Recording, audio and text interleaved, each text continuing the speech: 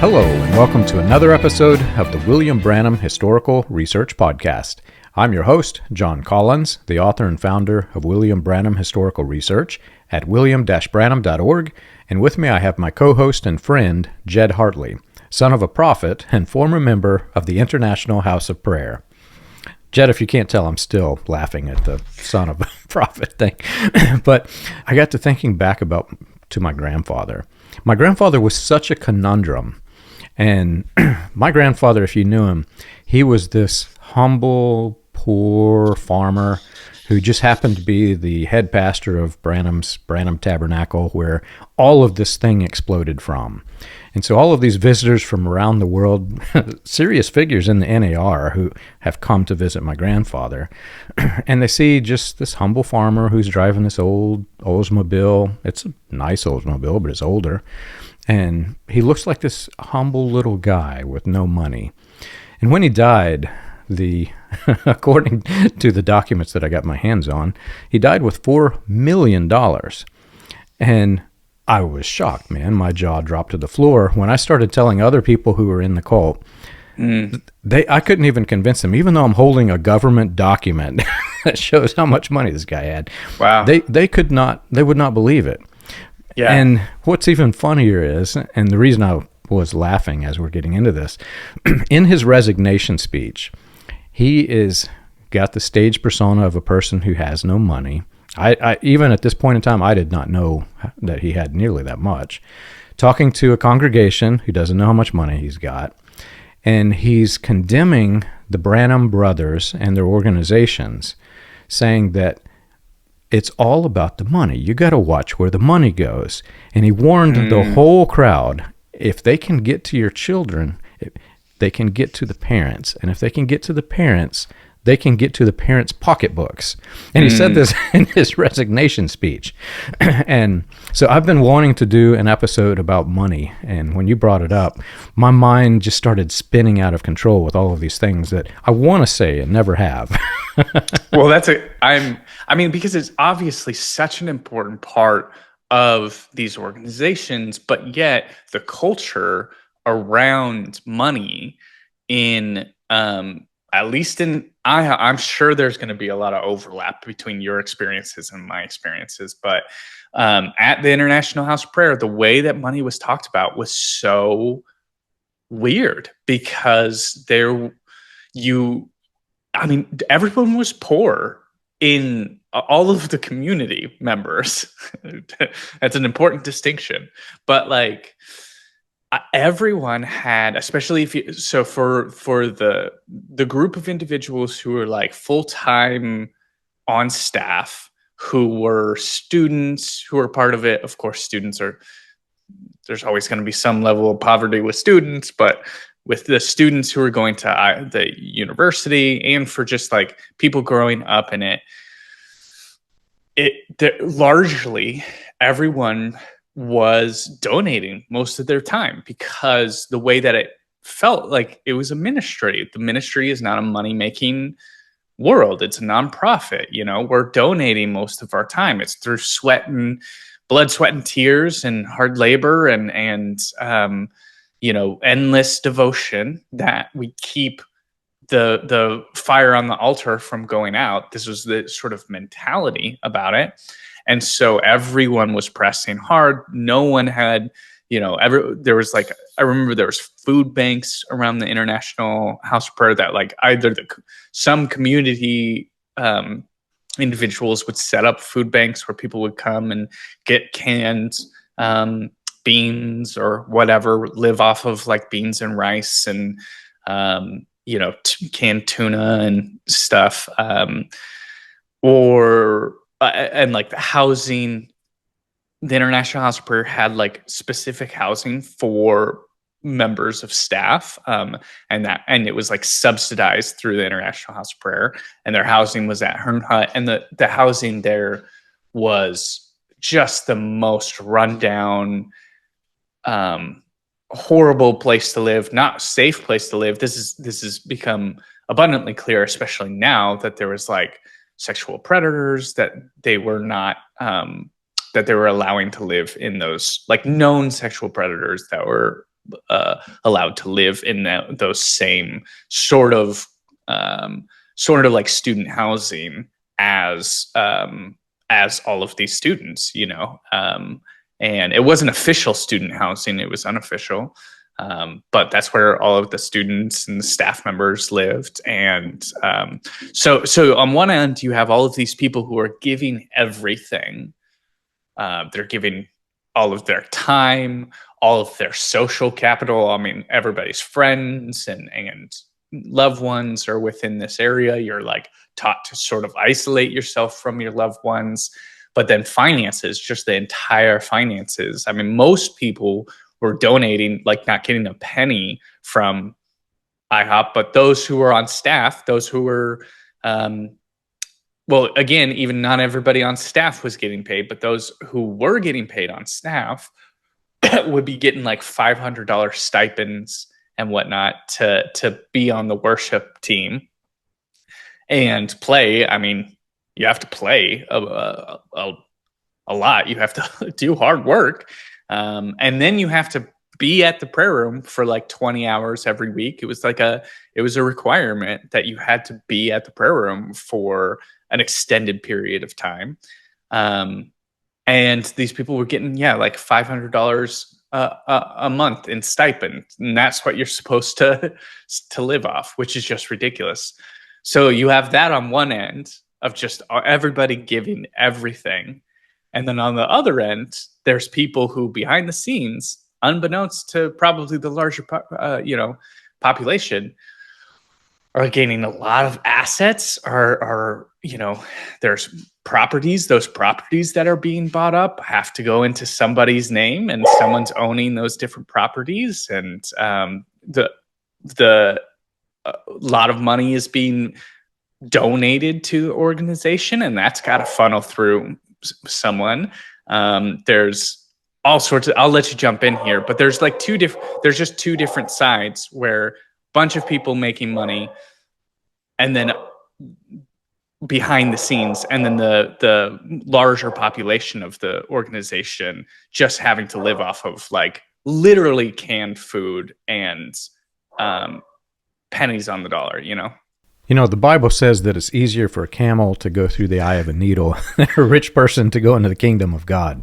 Yeah. And my family was very good at living in the way that this scripture describes. I remember eating food out of a Spam can. I remember living in a mobile home and not enough heat in the place during the winter. And my family was really poor, legitimately poor. I remember pushing my father around in a wheelchair and trying to, we were scraping by trying to survive. That's the life that I lived growing up. And my family was somewhat outcast in the larger scheme of the entire organization. We were somewhat outcast. I'll just say it like that. But what was really odd, when you're poor, you really notice the difference in lifestyles. And it seemed like the quote-unquote spiritual people were all the wealthy people. I don't know why that is, but it's like whenever Grandpa would call on brother so-and-so to pray, this brother so-and-so is driving a brand new Cadillac or Lincoln, and he's wearing a watch that I'll never be able to afford. And that's the kind of people that were spiritual. They never really called on the poor people to have them elevated to the same level of status. And yet at the same time, some of the people who were insanely wealthy, you just never noticed it. Like I mentioned, my grandfather, you would never have known it. Yeah. I have an uncle that was a deacon, and he drove an old Dodge pickup truck to church, and hay falling out of the back of it. He's wearing a somewhat older suit with cowboy boots, and you'd look at him in his cowboy hat and think, well, this guy has no money. I actually have him on my website, and I can't talk too much about him. But when he sold his house and moved to become a deacon in the Branham Tabernacle in Jeffersonville, people like John Travolta flew into his private runway to look at his mansion that he was selling. And he had cars like you wouldn't believe. I think it was Elvis's motorcycle that he owned, and Rolls Royces, Corvettes, all kinds of stuff. Yeah. And he was more spiritual than my father, who had literally nothing. We were pretty poor. But the difference, whenever you are poor, you notice the difference. And it's not that as a poor person, I didn't care that they were the ones who were more quote unquote spiritual, but I noticed it, And after having left, I really wonder what the difference is. And, if they tithe based on a percentage, I know that the richer people are giving more money into the baskets. Is that why? I don't know. But there is clearly a difference between what happens with the rich people in the movement and what happens to the poor. Yeah, and I think that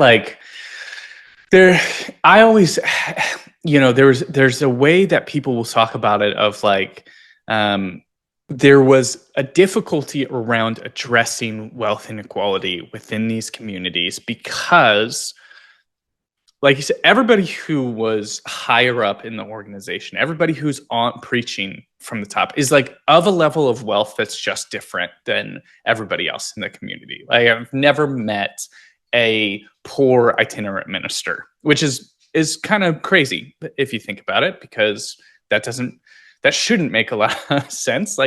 You'd think that you'd have the John the Baptist types where they're going and speaking, and it's there's not a lot of money to be made in itinerant ministry, but that is just factually not true. I don't exactly know how it happens, but I know my father made a decent amount of money doing itinerant ministry. He also was his ministry was in the marketplace, which was just, a way of framing we're just going to cater our ministry to business people. And that was very lucrative and profitable, not just in, the stipends that he would get for speaking at conferences, but just the connections that he would make. A lot of business and a lot of wealth accumulation is about knowing the right people and getting connected to the right organizations, and having that sort of, country club access of talking with other individuals who have good wealth, and opens up a lot of opportunities and whatnot. And that's what I know the ministry that my father had. I know it opened him up to a lot of very influential wealthy people, and that was very beneficial for him. And he developed a decent amount of wealth just through these different things and through his for-profit organizations that he led. But there was always this taboo nature of talking about wealth because, like I said, all of the leaders of the organization were making a lot more than what the followers of the organization were. But also, it was about controlling the general population. I never realized this until I was in my probably late 20s, but it wasn't a bug that so many people at IHOP were poor. It was a feature. That was part of the cult system, because when people are giving up all of their life and giving up everything that they have, it's very difficult to leave. And so it's not just about greed. It's not just about Mike Bickle says we receive this amount, we're going to reduce our stipends so that I can go and buy a luxury condo. I think that is the case for a lot of the Pentecostal church. You get a lot of the prosperity gospel, Joel Osteen and stuff. There are a lot of individuals who we could talk about who are just clearly in it to take all the tithe and then build up their own sort of kingdoms and build up images of themselves cast in gold. That is just clearly what is going on in a lot of the charismatic Pentecostal church. But I think with the International House Prayer and this sort of more cult community, it was less of that. Mike Bickle, from my understanding, didn't live a very lavish lifestyle, didn't have, the Rolex watches and the giant mansion and the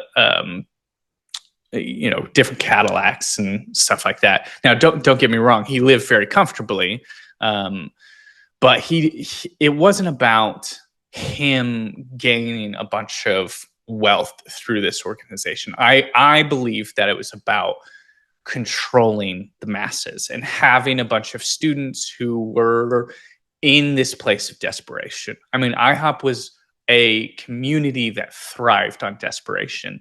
And there's nothing quite like the state of desperation that is evoked when you are truly desperately poor. And when you don't have enough money to pay for your food, when you are skipping meals because you can't afford. So like there's a lot of people who fasted at IHOP. And I've done this myself, like at times in my adult life of like, I would fast.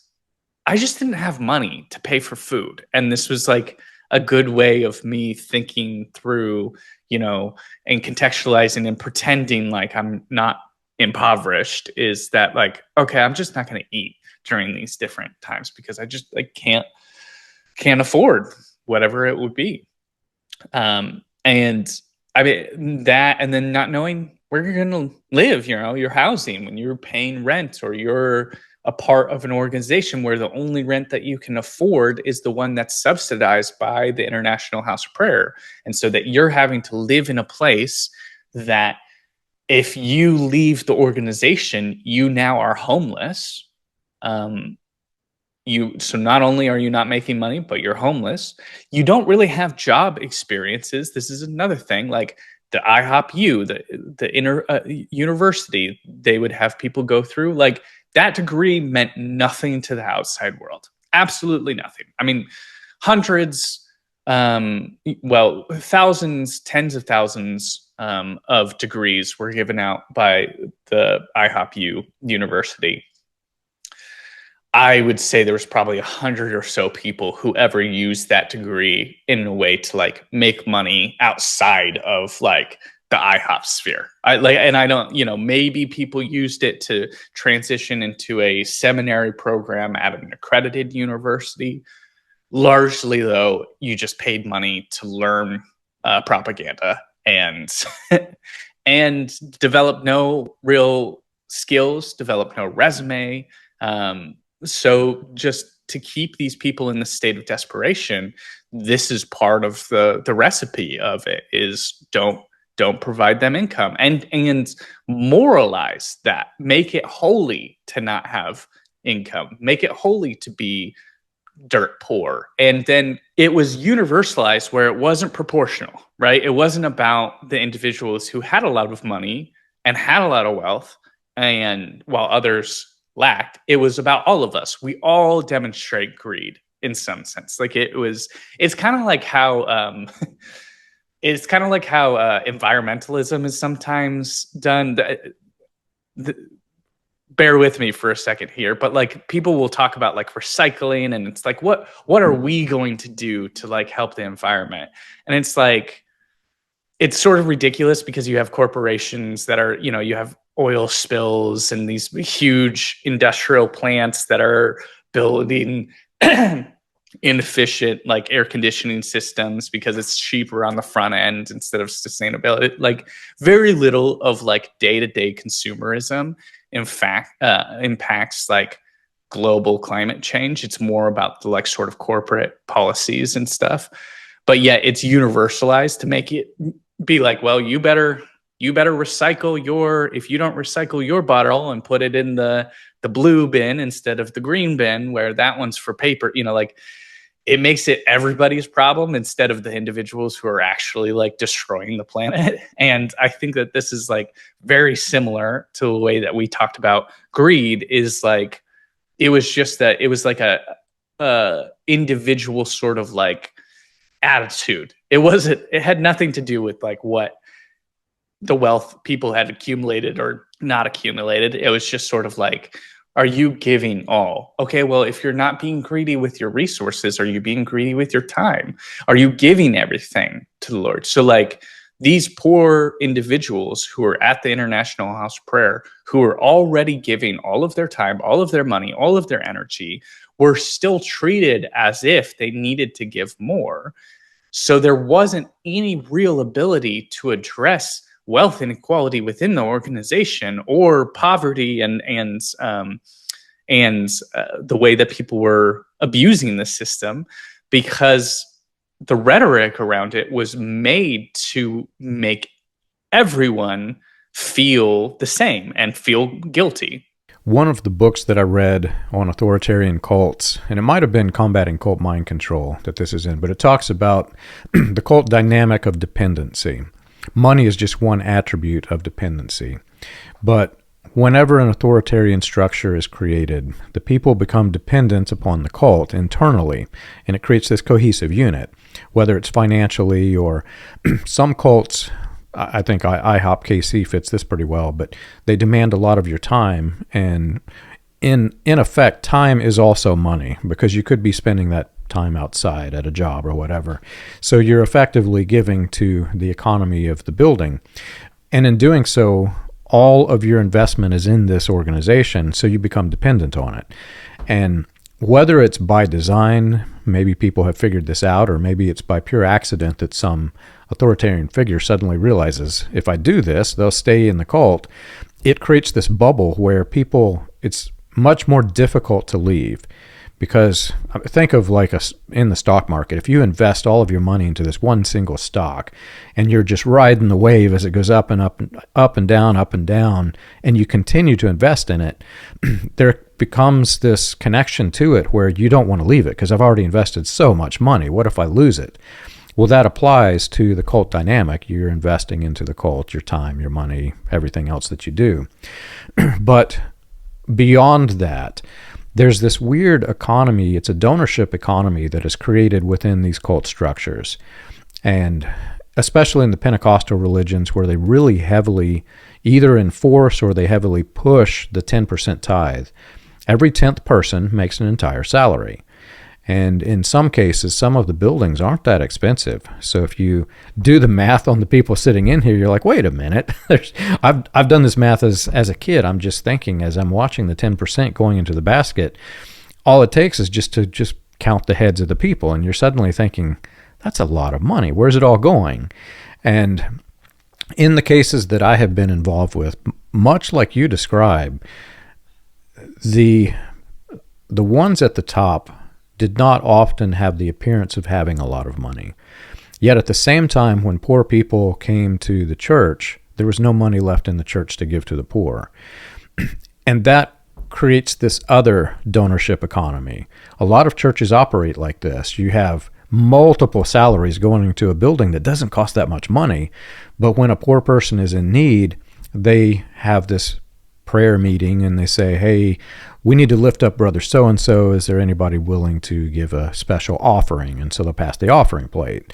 Well, it's a donor economy. The church essentially had the money because of the 10% tithe, but they collect more money for the instance, and it creates this cycle where they're demanding more and more time, money, whatever you can donate to the church, and it creates that structure where you're just invisible walls are holding you in. Yeah, and I think that the way that it's done too is you don't always see the let's say you get $1 million comes into the organization, which like IHOP at its peak was probably bringing in more like $20 million due to like donations and music, like the music that they were producing some of the most like popular Christian music during the time. So there's a lot of different like revenue streams that IHOP was bringing in. Now, does that mean that Mike Bickle and Bob Hartley or whoever are getting $7 million salaries each year? Probably not.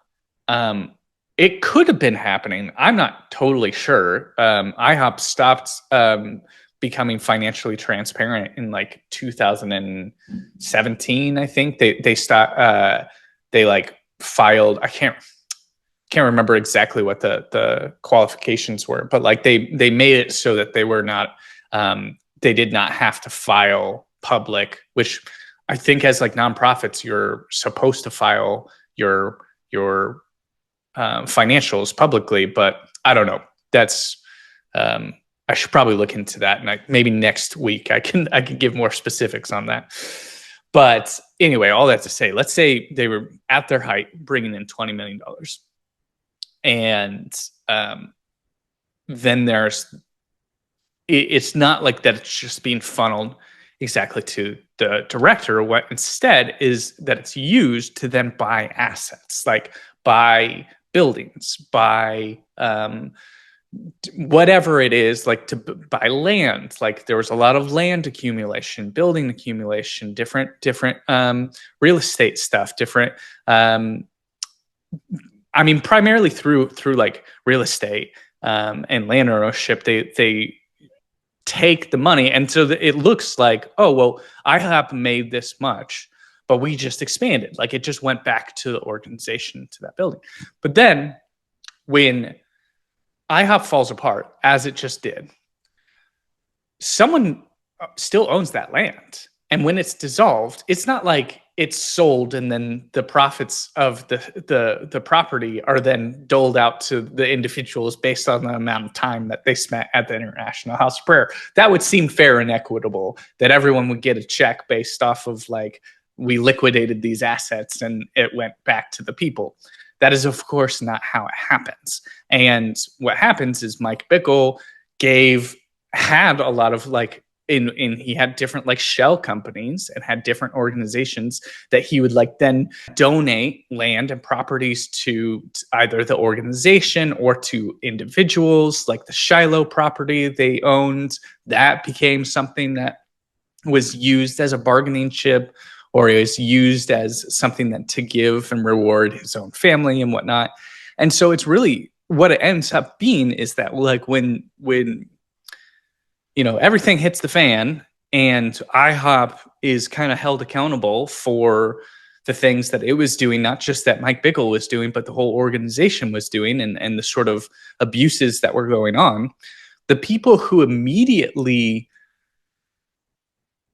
have the most repercussions of IHOP falling apart are not the individuals who lead it. It's not Mike Bickle. Mike Bickle's fine. He has plenty of assets that he's built over several decades in this organization. He can go back to one of his several properties that he owns, and he can live there comfortably for the rest of his days with his family, also owning like a lot of different property. Like he's fine. There's no financial repercussions of this just because the IHOP dissolved. Like, okay, great. That's fine. He's in his 70s. That's no big deal.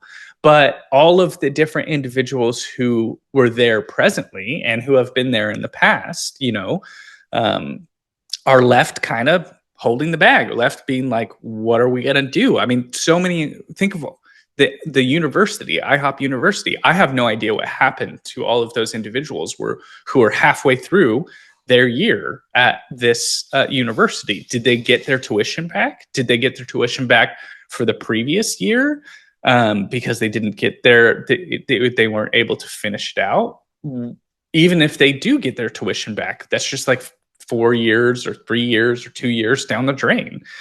And it's done in such a way that I think largely, if you interviewed 80-90% of the people who recently were just a part of IHOP, they would probably blame people like me and Deborah and Tammy and my mom and individuals who blew the whistle on Mike Bickle instead of blaming Mike Bickle, because they are in such a state of desperation. Instead of recognizing the corrosive, corrupt structure of the organization that they were a part of and how its failure was like indicative of the way that it was built. Like it's indicative of like the structure that Mike Bickle and IHOP had set up.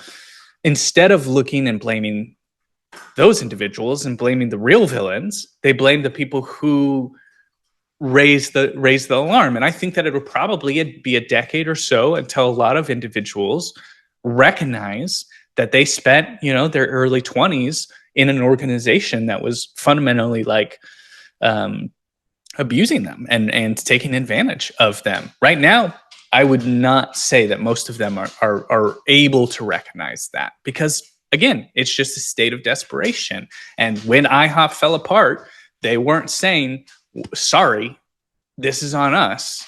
It was, it wasn't this sort of like, we did you wrong. We should have structured it in a different way. We didn't have the financial barriers in place to send tuition back, to provide you guys with any sort of stability if this happened.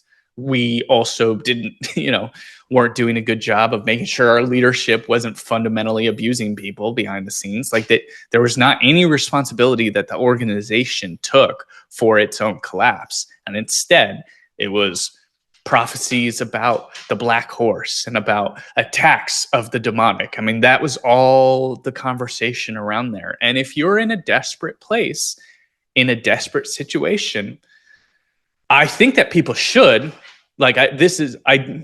I speak very compassionately for all the people who are deceived. I want to be very clear. There's still people still are accountable for the beliefs that they hold. And I do think that there was a lot of individuals who needed to take responsibility for being deceived and being in a part of that organization and not spreading more lies and rumors about the attacks to the demonic, and be like, no, we are in this position because of the decisions that our leader made. This is 100% on the fault of Mike Bickle and Stuart Greaves and the other individuals who were abusing people and created the structure. But it is, even though I think that it's wrong of these individuals to excuse Mike Bickle and excuse the system, I think it's wrong, but I think it's understandable. I get why they're doing it, because they're desperate. They're in a desperate situation, and it's hard to come to terms with the fact that you gave so much to an organization that was taking so much from you without giving anything in return. Have you ever wondered how the Pentecostal movement started, or how the progression of modern Pentecostalism transitioned through the latter rain, charismatic, and other fringe movements into the New Apostolic Reformation? You can learn this and more on William Branham Historical Research's website, william-branham.org. On the books page of the website, you can find the compiled research of John Collins, Charles Paisley, Stephen Montgomery, John McKinnon, and others, with links to the paper, audio, and digital versions of each book. You can also find resources and documentation on various people and topics related to those movements. If you want to contribute to the cause, you can support the podcast by clicking the Contribute button at the top. And as always, be sure to like and subscribe to the audio or video version that you're listening to or watching. On behalf of William Branham Historical Research, we want to thank you for your support. You mentioned the real estate, and that's something that was a little bit surprising to me, that I didn't catch it. I consider myself to be a smart man, and yet I still kind of overlooked it. But in multiple cults, not just in the Branham cult, there seems to be this tendency to invest in real estate. And some churches just simply call it expansion. I went to one church, interestingly, I'm not going to mention its name, but it was a very, very large church that had multiple campuses in this area. And the minister was preaching this good, grace-filled sermon. We went there probably 7 or 8 times. Over and over, we're hearing this, we're in the new covenant, and he tries to separate from the legalistic religions and Christian faith that focus on the old covenant. And he said, we're no longer under the old covenant. And it was pretty good sermons until they needed money. And when he needed money, they completely reversed course and basically took everybody out from the new covenant and back into old covenant law and said, today I'm going to preach on something that's going to make some of you a little nervous. I'm going to talk about tithe. And he went fully reverse course, right? And as I left in the middle of his speech trying to beg me for money, I grabbed the financials they post the financials by the door, and I grabbed it, and they had tried to invest in some real estate and create another satellite operation, and apparently went over budget with it and needed more money to fund that. And I get to thinking at that point about just the real estate in general. Like you said, that's not something that is easily tracked. When you look at a person and see how they look financially, they could wear ragged clothes and get up and preach, but if they've got multi-million-dollar real estate investments, they still have a lot of money. And that type of investment, it goes beyond just the real estate. I had a conversation with somebody about, I'm not going to give his name because it'll create battles in the comment feeds, but one of the well-recognized, well-respected, charismatic leaders who had books. And I was talking about, the books is an investment, right? And even if the guy's dead, his family still gets the proceedings from the books. And I have good friends that are authors who are famous authors who have had John Goodman movies made from their books. And when I first began my publishing of research, I think I was only making maybe 10 cents per book. And I had a conversation with him, and he says, "John, that's not sustainable. You'll burn out. You won't keep it up. You have to raise your rates." And I ignored it until some other people finally convinced me, yeah, I will burn out. But he was telling me how the proceedings of the money works in the book. It's not like you publish a book and you suddenly get a massive sum of money. There's no instant surge. In fact, it kind of starts out low and it goes up over time. As your book gets more recognition, it's like an investment. It grows over time, right? It's an asset that you have. Well, if you look at any of these NAR people that are producing all these books, there's a reason why they're producing all these books. It is a revenue-making vehicle.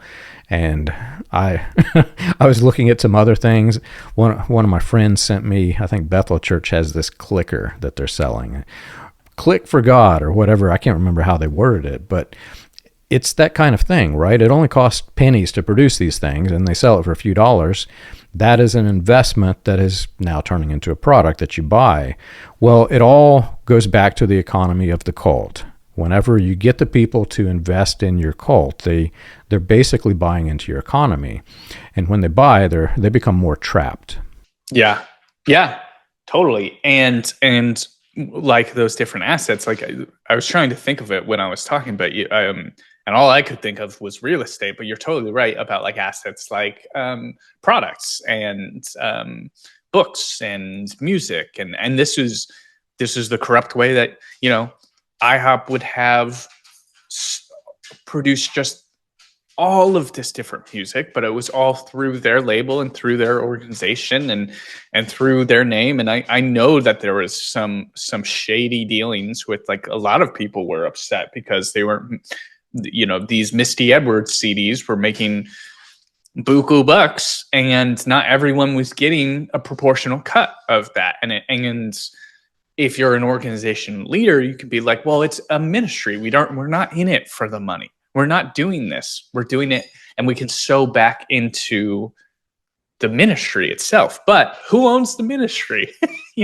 Who is the financial, and who's making the financial decisions for that ministry? Because exactly what happens is, a few years before things start falling apart, you see that your organization, this big organization like IHOPKC that you have built, and you have developed millions and millions of dollars worth of assets with, even if you've only been giving yourself $100,000 a year, which is still exorbitant compared to the staff that is making, again, $500 a month and living off of that, but even if you've been giving yourself only $100,000 a year in salary, you now have millions of dollars worth of assets, and not always clear financial evaluations of those assets, because you bought them earlier at lower prices because you knew the individual who gave you a good deal, and you've been paying low property taxes on it, and you donate it, or you give it to a different organization. So, like, this is exactly how it's happened several times, and I know this because this happened with my dad too, and I've seen this. So say I have an organization like IHOPKC that I am running, and then I have a property that's worth $7 million. And it's not actually, I'm not paying property taxes worth $7 million over it because, it hasn't been reassessed, and the valuation of it is still at like, say we bought it for $2 million or something like that. And then I choose to sell that for $1 million to another nonprofit that I start a different nonprofit. This nonprofit, is big, it's larger, there's more people on the board, but still I have great control of that board. And then I have this other nonprofit that's just my nonprofit. Let's call it Jed's Ministry right over here. And it's just about me and whatever I want it to be. And that's where I have my books, and I've published all of my books through Jed's Ministry. I haven't published them through IHOP. IHOP doesn't own them. Jed's Ministry does. And even though so I've put IHOP, I'm only famous because IHOP gave me my name and fame, but I've been, keeping all of my individual assets over here. And then I purchased this multi-million-dollar building for pennies on the dollar from Jed's organization, purchases from IHOP. And then when IHOP dissolves and people are like, hey, we need money for an investigation about the structure of IHOP, everybody looks around and says, hey, we're broke. We don't have any assets. Oh my goodness. Like, this property that we use, we don't even own it anymore. We sold it to this different group that we're now paying rent to, and that's exactly what happened with these different. I mean, if you look at Mike Bickle, and everybody's known this for a long time, who's known Mike Bickle, he has like 40 different, I mean, that's a little hyperbolic, but not super hyperbolic, shell company. I mean, so many different nonprofits, and they're all in different names, and they aren't clear who owns what. The whole reason that the Firefly organization and Tikkun, I never know how to pronounce that name, that organization got involved with investigating IHOP because the leaders, Isaac Bennett and some of the other leaders of IHOP, tried to create a new nonprofit, and they listed Tikkun as on the board of it somehow without them ever like talking. So they basically were trying to create another shell company, another shell organization to like move assets or to, dump the IHOP name, to rebrand, whatever it was. And normally that has worked like 100% of the time in the past. Like, that was a good, effective way to avoid accountability and to avoid sort of people pointing to an individual and saying this individual is worth $15 million while he is having people who get paid nothing, who are living below poverty, who are having to go to government food banks, and who are having to like have no health care and just ignore a lot of their health issues because they don't have money to deal with it. In order to like keep from having that clear income inequality present, there's all of these little tricks of the trade, and it's ridiculous. It's so ridiculous, and I saw it happen. One of the only arrests that I know of in the organization, I think I've talked about this before. There was a mayor of Grandview. His name was Steve Dennis. Have I talked about Steve Dennis before? No.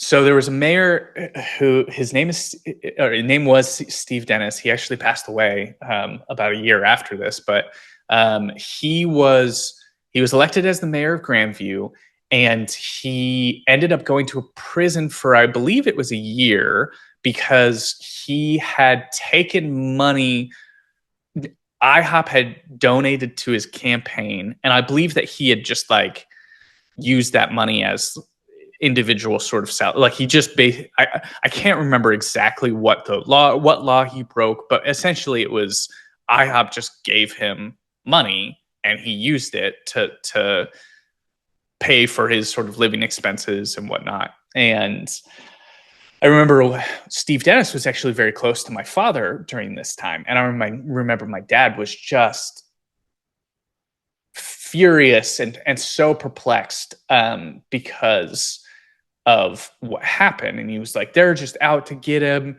It's ridiculous. And he was like, if he's guilty of that and if that's illegal, then everything that I've done, I should be in prison too. And I remember I was only like 18 or something when this happened. And I remember being like, wait, should you be in prison? Instead of like him, it told me something where I was like, oh, he was basically like, we do this all the time.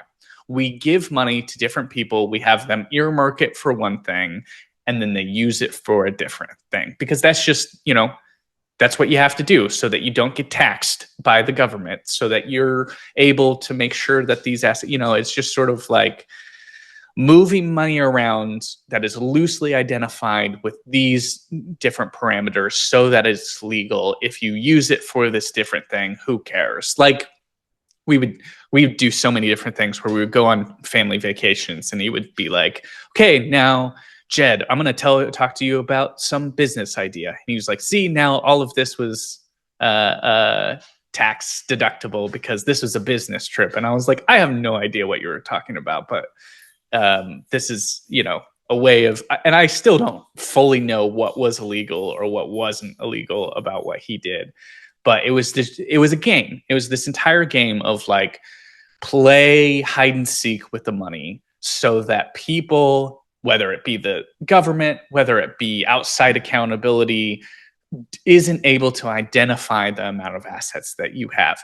Then when it comes to investing in new properties, then give them a different sheet of money and inflate your values so that you can get higher, loans with lower interest rates, that you can buy into these larger organizations because you have all of this amount of wealth. So like when it came time to buy into other different things, like when it was profitable to have a lot of money, there was suddenly a lot of money on the spreadsheet. When it was profitable to not have a lot of money, it was, hey, we're living poor, we don't have a whole lot of assets. It's not our assets, it's the organization's assets. It's a total game of hide and seek.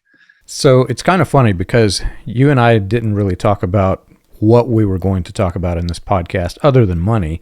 And I'm kind of glad that you headed me here because this is where I was wanting to end up, believe it or not. What you're referring to is organized crime. And there's a lot I can't say for obvious reasons. There's some danger here that I won't go there.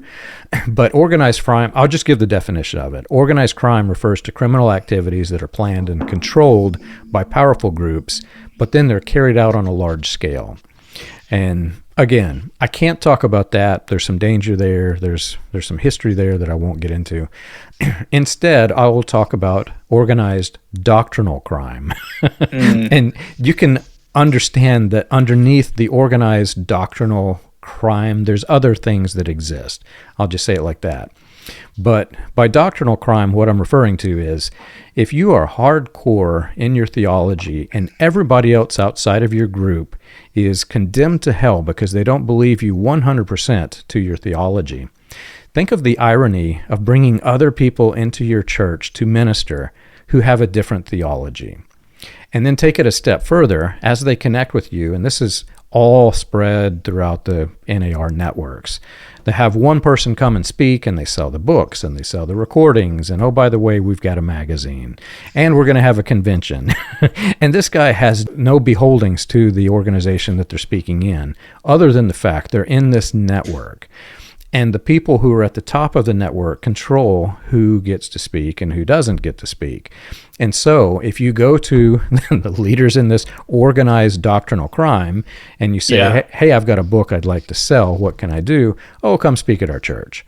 I think that that's such a good point, because viewing both wealth accumulation and power accumulation or authority accumulation as similar processes, I think is something that I haven't really analyzed it from that perspective. But when you were talking, like, that's what I was thinking about, of just the way that people were elevated, the way that certain doctrines were elevated, the way that certain doctrines were held, even though it wasn't believed by the community, like that.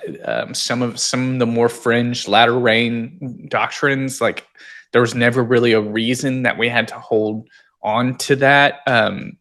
From the like populist perspective, like it wasn't, if you went and talked with individuals at the International House of Prayer, would they have been like, yeah, this is really important and we have to fix our whole identity on this particular doctrine? No, but somehow those doctrines became the established doctrines of the upper echelon of the community. I mean, yeah, it really is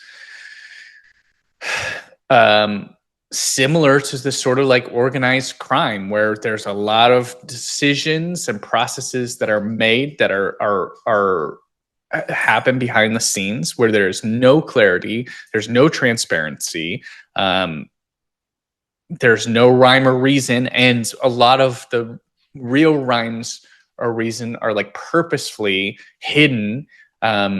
So specifically, like, let's think financials. Like a lot of the financial doings of the International House of Prayer were explicitly done in order to make it confusing and to have these 7 different shell companies that own different slices of the International House of Prayer that have different board members, sometimes the same board members, or sometimes just a few of the larger board member group.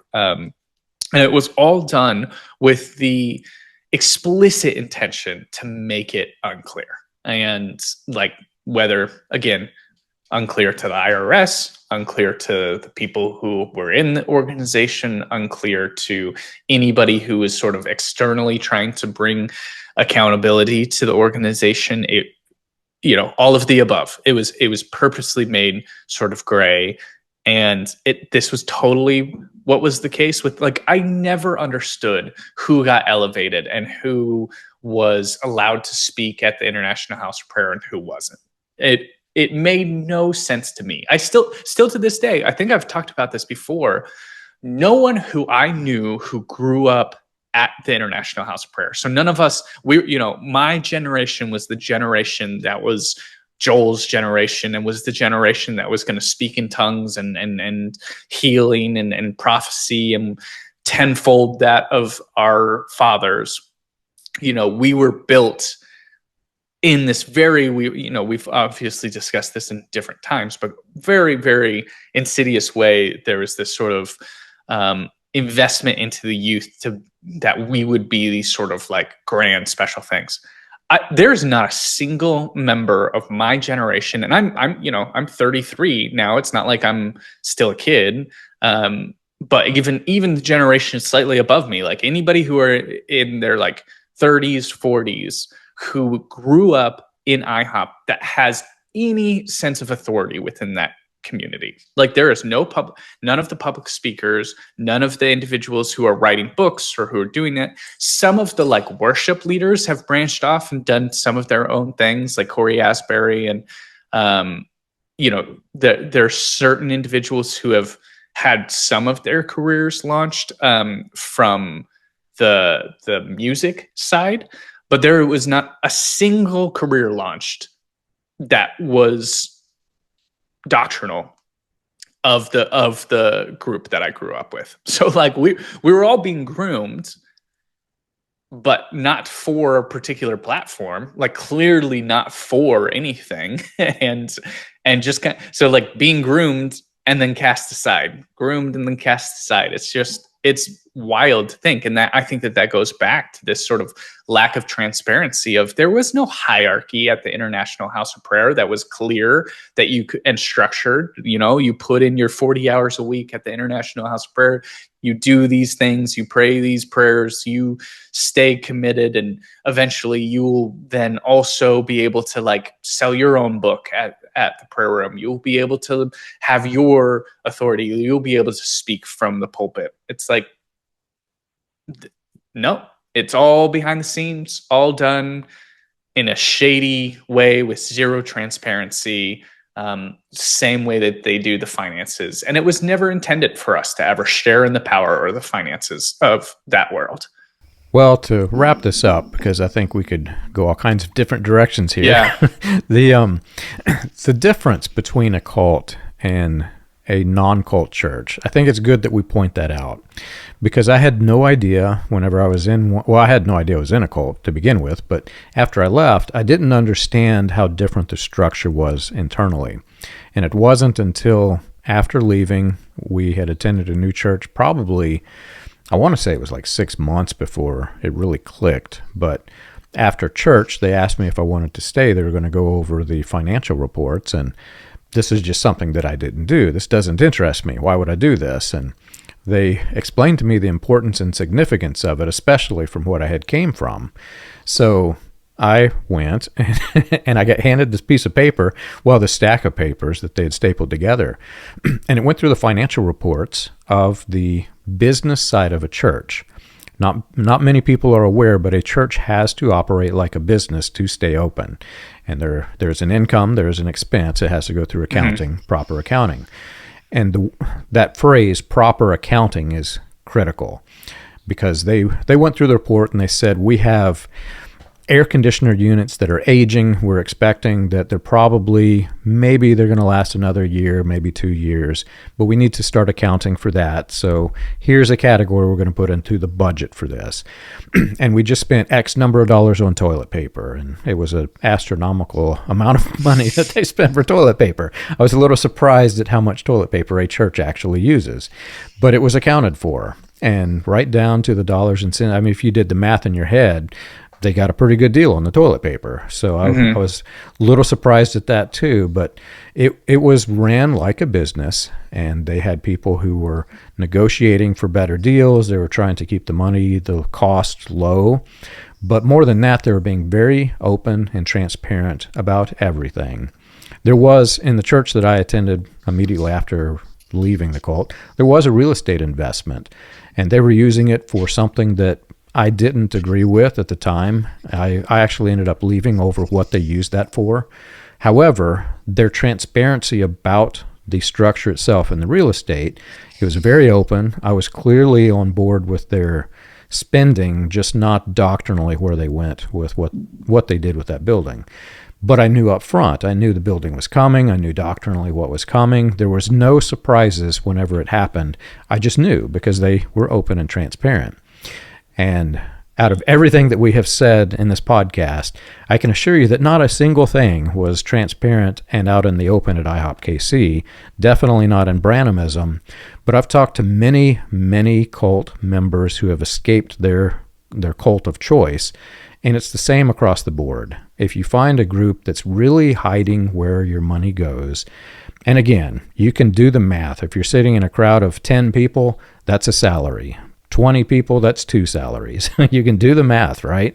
If they're giving 10%, like many of these groups proclaim, you can do the math, and then you can kind of do the math on what the building costs. You know, what would it cost if you were in a home of this size, right? So you can do the math, and you can tell, and just ask yourself, are they being transparent? Where's the money going? I've been thinking about this recently, and what's heartbreaking too is that the wealth accumulation that happens in these organizations, like you talk about finding out that your grandfather had $4 million, that you're like, how did he have this, and how did he accumulate this? And I think the same with like Mike Bickle and my dad and other individuals who have like been able to use sort of deception and be able to use some coercion and business or whatever to etch out a little bit of wealth. The way that we talk about wealth it's still not like money. It's still like, I've been rewatching Game of Thrones, which is probably not great for my mindset of any of this, but it's like people willing to sell out their family and their area so that they can get a slice of the kingdom. It is just so heartbreaking. And like thinking about how these individuals who use deception and coercion and sell out their family and their friends and have people, give 40 hours a week of their lives to an organization so that they can sort of accumulate this wealth, and then the wealth just isn't even that much. I mean, I was talking to, this is maybe too much detail, but I remember talking with my father, and he was, I was upset with him because of this thing of just like, what have you done? And he was like, I built all of this wealth, and he was very proud of the amount of money that he had made. And I was like, look, if you had the same amount of wealth that you have accumulated over an entire lifetime, like all of the lifetime of tricking people, deceiving individuals has accumulated this amount, right? If you made that every single week, so all of your 80, well, he hasn't been alive for 80 years, but all of your, 68 years of life, all of the wealth that you made and you collected it, all of the assets that you had, and every single week from here in the future, you made that same amount. I did the math on it, and it was something like 12,000 weeks before he would even crack the top 10 of wealthiest people in the world. So that's like something like 200 years or something like that, where it would take hundreds of years making all of that wealth back again and again and again to just be one of the top 10, not even to be the wealthiest man alive. And it's just the exorbitant disparity. This goes to the exorbitant wealth disparity in the United States in general, but we won't talk about that. That's maybe for a different topic. But the amount that people are selling out the people that they love for just a slice of wealth that is just so meaningless in the grand scheme of things. And I don't know who I'm talking to here, but I need to just express that because it's just so ridiculous how much we are letting a sliver of wealth buy our souls, and these different individuals who are just giving up. I mean, the Bible talks about this all the time. It talks about how wealth accumulation, like how you can't serve two gods, Mammon or Yahweh, like that you have to choose whether or not you're giving your soul to this wealth accumulation or whether you're giving your soul to God. And it is quite clear that, like, I've just seen so many individuals just absolutely lose their souls for just a glimmer of wealth. And I think it's just so meaningless. Well, at least with Game of Thrones, you knew who was going to betray you, who was going to die, and whether winter was actually coming. Right. At IHOPKC, you just got prophecy and paperwork and whatnot. Yeah. And you still ended up broke, so. Right. Anyway, thanks for doing this. If you've enjoyed our show and you want more information, you can check us out on the web. You can find us at william-branham.org. For more about the dark side of the New Apostolic Reformation, you can read Weaponized Religion, From Christian Identity to the NAR. Available on Amazon, Kindle, and Audible.